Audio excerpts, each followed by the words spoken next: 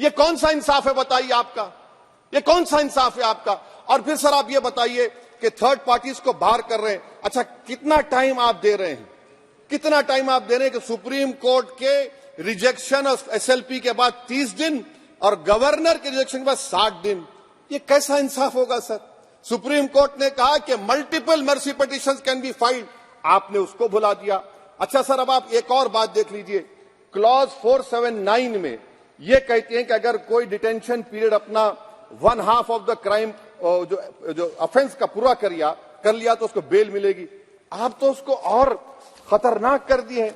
आप ये कहते हैं, उसमें ये कहते हैं सर, यहां पर आपने कह दिया क्लॉज 187 में, सॉरी सर, ये डिटेंशन मल्टीपल क्लॉज 479 में अगर एक से बढ़ के ज्यादा ऑफेंस होगा या ऑफेंस होगा लाइफ इम्प्रिजनमेंट का या पेंडिंग होगा तो उसको बेल नहीं मिलेगी।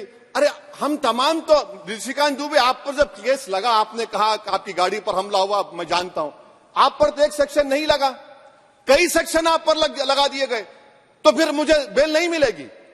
ये क्या कर रहे हैं आप, किस लिए कर रहे हैं आप अंदाजा भी लगा रहे, भाई आज आप वहां बैठे कल आएंगे इंशाल्लाह, फिक्र मत करिए। पावर इटर्नल नहीं होता, ये तो कुदरत का निजाम है कि जो गंदगी करता है तो उनके लिए किसी और को मौका मिलता है, मगर आपको आना पड़ेगा एक दिन, आप ये गंदगी कर रहे हैं। अच्छा सर ये बताइए कि हमने आप किसको कितना पर्सन्स वर पेंडिंग प्रोसीडिंग्स इन मोर देन वन ऑफेंस, और चार्जशीट में कई आते हैं, यानी जब हम पर केस बुक होता है सर तो फूल का गुलदस्ता आता है, हर सेक्शन होता है उसमें, तो मुझे बेल नहीं मिलेगी। तो ये एक बात है सर। फिर आप आ जाइए सर, मैं आपको बताना चाहूंगा सर, यहां पर आपको, सॉरी सर ये इतना बड़ा बिल है। फिर आप टेररिज्म पर सर, बीएनएस का टेररिज्म, सर ये बड़ा ही डेंजरस आपने खतरनाक आपने काम किया है। इससे दहशतगर्दी का मुकाबला नहीं होगा, सिविल लिबर्टीज खतरे में पड़ जाएंगे। और सबसे बड़ी बात तो यह है सर, इसमें आपने नोटिफाई करेंगे किसी को टेररिस्ट, कोर्ट क्यों नहीं करेगा, पुलिस वाला कैसे करेगा मुझे टेररिस्ट नोटिफाई, किसी ऑर्गेनाइजेशन को टेररिस्ट घोषित कर देंगे। तो ये खुद सेपरेशन ऑफ पावर्स का वायलेशन है, जुडिशियल इंडिपेंडेंस का वायलेशन है और इंदिरा गांधी वर्सेस राजनारायण केस का वायलेशन है। तो ये मोदी सरकार जुडिशरी के पावर्स को छीनकर खुद जज जूरी एग्जीक्यूशन बन रही है। किसी शायर ने बड़ा अच्छा कहा था सर, वही कातिल वही मुखबिर वही मुंसिफ ठहरे। सर मैंडेटरी वीडियो रिकॉर्डिंग आपने कहा कि जिस जगह पर किस प्लेस पर सर्च होता है वीडियो रिकॉर्डिंग की, मैं ये कहता हूं कि जब मेरा अरेस्ट होगा वीडियो रिकॉर्डिंग करिए, क्यों नहीं करते आप। जब मेरे घर पर पुलिस आती है वीडियो रिकॉर्डिंग करिए, जो मैं पुलिस को देता हूं उसकी वीडियो रिकॉर्डिंग करिए। विटनेस स्टेटमेंट होगा क्लॉज 183 में, उसका वीडियो रिकॉर्डिंग करिए।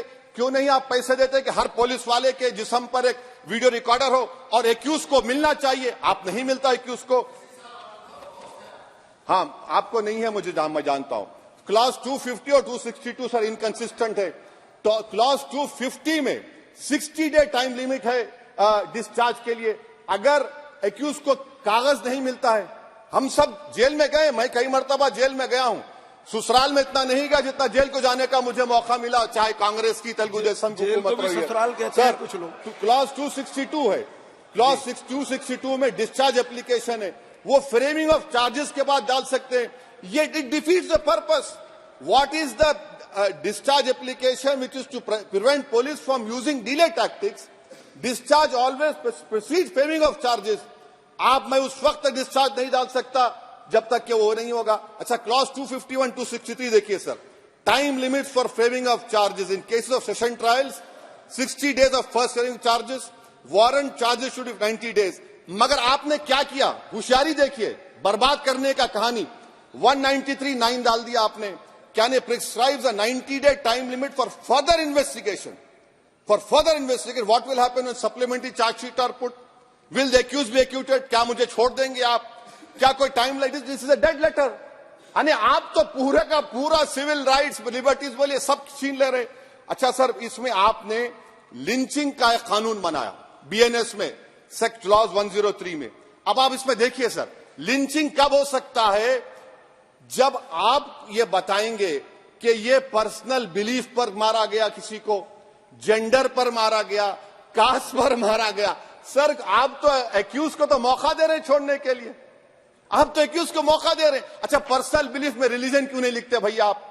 इन तीनों कानून में रिलीजन इस्तेमाल किया गया, पर्सनल बिलीफ में रिलीजन नहीं आता। अच्छा सर, आप ये भी देख लीजिए कि 190 में अनलॉफुल असेंबली है, 5 और मोर एक्टिंग टुगेदर, फिर ये क्यों कर रहे हैं आप? 5 मिलकर भी मर्डर करेंगे तो एक 103 भी तो आपने कर दिया, तो इनका यानी ये तो इसका अनलॉफुल एक्टिंग टुगेदर है। अच्छा सर, मैं आपको बताना चाहूंगा आपके ये बीएनएस का 172(2) आप देखिए कि पेटी केसेस में when the occasion is passed, किसका मतलब क्या है? व्हेन द ओकेजन होगा क्या सर? अब हम चुनाव लड़ते तो जो हमारा जो पार्टी अपोजिंग रहती वो कहती कि अब इनके 25 लोगों को 50 लोगों को गिरफ्तार कर लो, गिरफ्तार कर लेते मेरे बूथ के एजेंट्स को, और बोल रहे व्हेन, उसमें आप लिख रहे क्या है? When the occasion is passed, माने पास हो जाएगा पोलिंग के 5 बजे छोड़ देंगे। अरे आप अपना ही हाथ काट रहे हैं अपने आप, याद रखिए। आज आप मुस्कुरा रहे हैं, कल यहां पर बैठेंगे कोई और कर देगा काम आपके ऊपर। अच्छा रेप सर, रेप क्या? रेप सिर्फ महिलाओं का होता है, मर्दों का रेप नहीं होता है क्या? आपका प्रोविजन नहीं है क्या? स्टॉकिंग नहीं होती है मर्दों की? अच्छा जस्ट होता है सर, आप हंस रहे हैं, होता है, होता है। आपकी हंसी इस बात का इकरार है कि आप जानते हैं किसका हुआ है।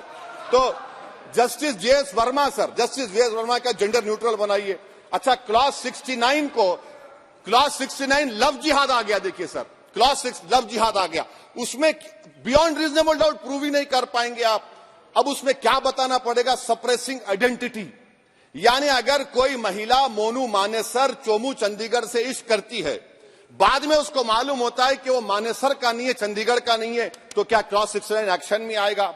आप बताइए कि अच्छा अगर कोई ये कहेगा कि मेरा नाम कुछ नाम है, कई कुछ नाम होता है जो कॉमन नाम होता है मुसलमानों में, दीगर मज़ाहिब में, तो क्या वो सेक्शन अप्लाई होगा? ये क्या आप कर रहे हैं? अच्छा आपने अडल्ट्री को निकाल दिया, आपने होमोसेक्सुअलिटी को निकाल दिया, तो ये कंसेंशुअल सेक्सुअल रिलेशन जो 18-20 साल के ऊपर के लोगों में करते हैं, मैं इसका खिलाफ जरूर हूं मजहबी एतबार से, मगर आप क्यों उनकी ऑटोनॉमी को रोकना चाहते हैं? अच्छा सर, सेक्शन क्लॉज 1093 बीएनएस का, आपको it does not require knowledge और intention part of person facility commission organise crime. ये मैं 5 मिनट दीजिए सर। सर बीएनएस का आप सेडेशन पे देख लीजिए, सेडेशन को आपने दोबारा ला लिया, लफ्ज सेडेशन इस्तेमाल नहीं किया आपने। 3 साल से 7 साल आपने सुप्रीम कोर्ट को अंडरटेकिंग दी थी कि प्रोविजन नहीं लाया जाएगा। तो चेयरमैन सर, यहां पर हिंदी के एक बहुत मशहूर कवि का वो शेर मुझे याद आ रहा है, मैथिली शरण गुप्त का, कि राज्य को यदि हम बना लेंगे भोग तो बनेगा वो प्रजा का रोग, फिर कहूं मैं क्यों ना उठकर हूं आज मेरा धर्म राजद्रोह। कार्ल मार्क्स ने कहा था sir, history repeats itself first as a tragedy, second as a Fars.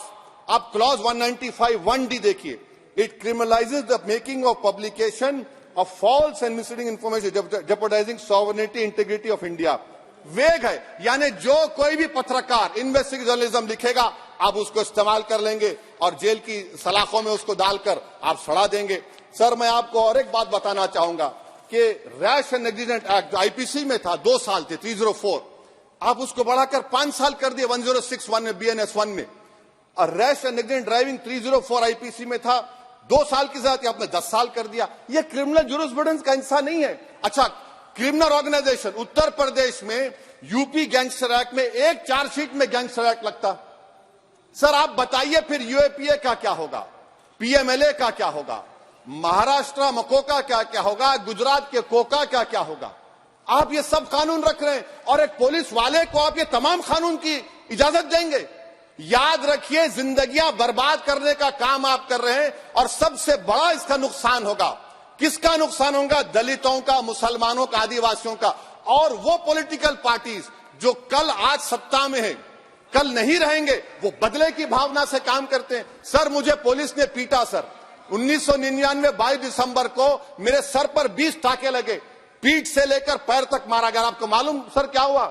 Telugu Desam की सरकार थी, उन्होंने उन दोनों पुलिस वालों को जिन्होंने मुझे मारा था उनको आईपीएस कन्फर कर दिया। अरे चप्पन देखे बैठो तुम। प्लीज आप बैठ जाइए। टेररिज्म का देखिए सर, आप बैठ जाइए प्लीज। यूएपीए का सर मैं खत्म कर, टेररिज्म उनको रोकिए sir. Okay please sit down sir. Terrorism का डेफिनेशन में आप देखिए, यूएपीए का सेक्शन 16 क्लॉज 113 में आ गया। यूएपीए का सेक्शन 15 क्लॉज 131 में आ गया। देख लेंगे उसको, देख लेंगे। यूएपीए का आपत्तिजनक अंश निकाल दिए जाएंगे। यूएपीए का क्लॉज 18 113(4) में आ गया। यूएपीए का क्लॉज 18 113(3) में आ गया। यूएपीए का क्लॉज 20 113(5) में आ गया। यूएपीए का सेक्शन 19 113(6) में आ गया। अरे भाई साहब, फिर क्या बचा है?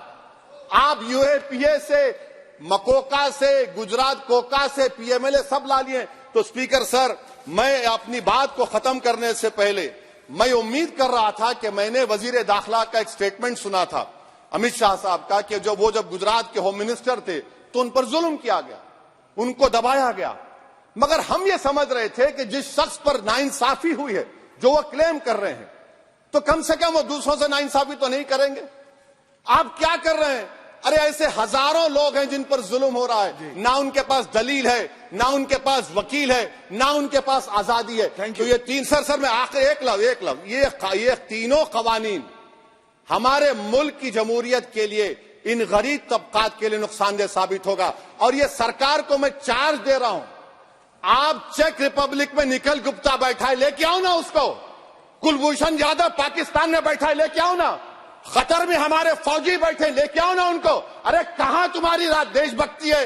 अरे निखिल गुप्ता को लाओ, इस कानून में इस्तेमाल करो। मगर वो नहीं बोलेंगे। मैं इस कानून के मुखालिफत में खड़ा हूं जो भारत की जमहूरियत के लिए खतरा बनेगा। शुक्रिया।